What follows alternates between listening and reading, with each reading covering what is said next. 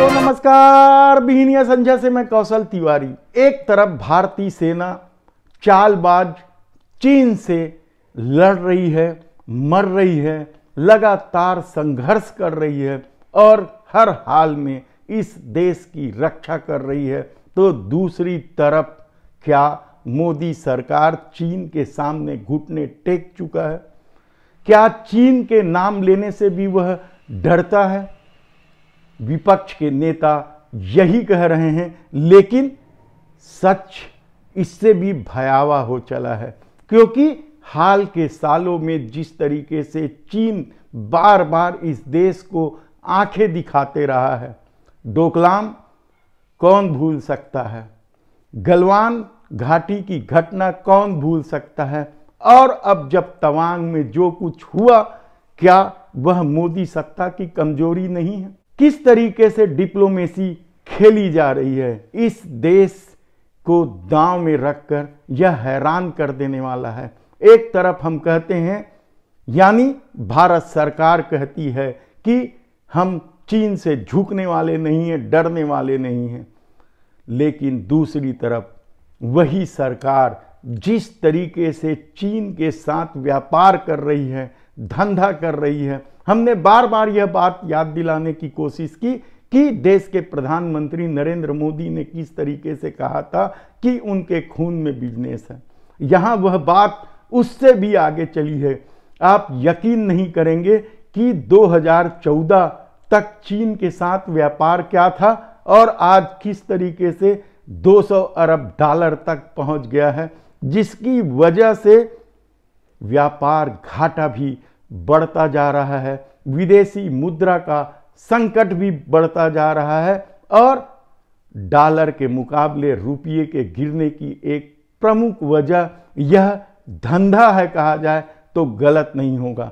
तो क्या मोदी सरकार एक तरह से सेना का अपमान नहीं कर रही है? आप यकीन नहीं करेंगे कि किस तरीके से धंधेबाजी चल रही है।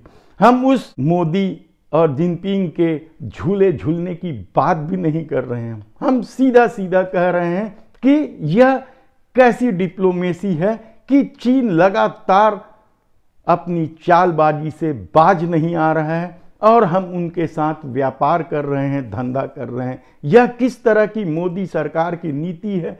क्या सेना इससे डोमिनेट नहीं होगा? हालांकि भारतीय सेना के शौर्य पर किसी को कोई संदेह नहीं है। उन्होंने जब मौका मिला है अपने दुश्मनों का जोरदार ढंग से मुकाबला किया है और करारा जवाब दिया है। लेकिन क्या कुछ खेल हो रहा है चीन को लेकर, यह कहना बेहद ही इस दौर में कठिन है। जिस तरीके से सत्ता हर बात को छुपाना चाहती है, तवांग की घटना भी यदि नेशनल मीडिया में नहीं आता तो यकीन मानिए कि इस मामले को भी दबा दिया जाता, कहा जाए तो गलत नहीं होगा। 9 दिसंबर की घटना को 12 दिसंबर को सरकार स्वीकार करती है।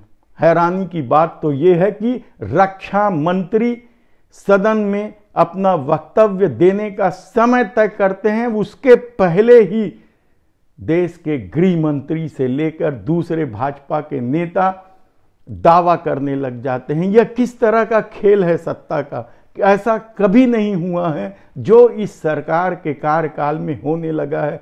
तब सवाल यह है कि मोदी सरकार चाहती क्या है?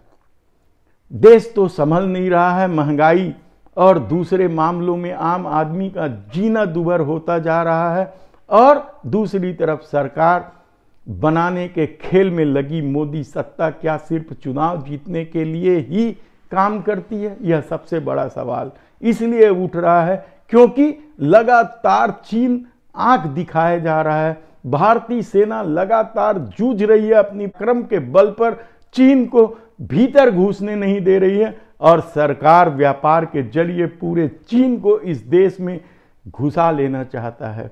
यह कितनी विडंबना की बात है कि हर क्षेत्र में मोदी सरकार चाइना के साथ व्यापार करते जा रही है। एक तरफ वह made in India, local vocal दुनिया भर की बात करती है, लेकिन हर चीजें चीन से मंगा रही है, इलेक्ट्रिक से लेकर दवाई तक हर तरह की वस्तुओं का व्यापार कर रही है। अपना आत्मनिर्भर भारत बनाने का केवल जुमला जा रहा है। यह कैसी विडंबना की बात है। और हालत तो ये है कि वह ठीक से खुलासा भी नहीं करती कि आखिर इस देश के साथ चीन का रवैया क्या है। यह बात किसी से छिपा नहीं है कि चाइना शुरू से चालबाजी से बाज नहीं आती है। नेहरू से लेकर चीनी हिंदी भाई भाई से लेकर आप कितने भी नारे आप देख लीजिए, लेकिन सत्ता इन तीन डोकलाम, गलवान और तवांग की बात करने से बचती है और अब भी पुराने राग को अपनाती है जो नेहरू के ज़माने से हुआ था। ऐसी परिस्थिति में क्या पुराने पाप गिनाने से वर्तमान में जो चाइना के साथ हो रहा है वह छुपाया जा सकता है या उसे कमतर किया जा सकता है?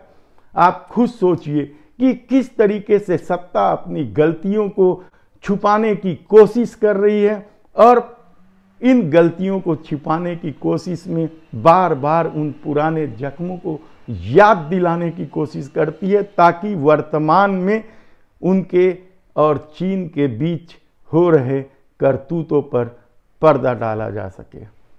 धन्यवाद।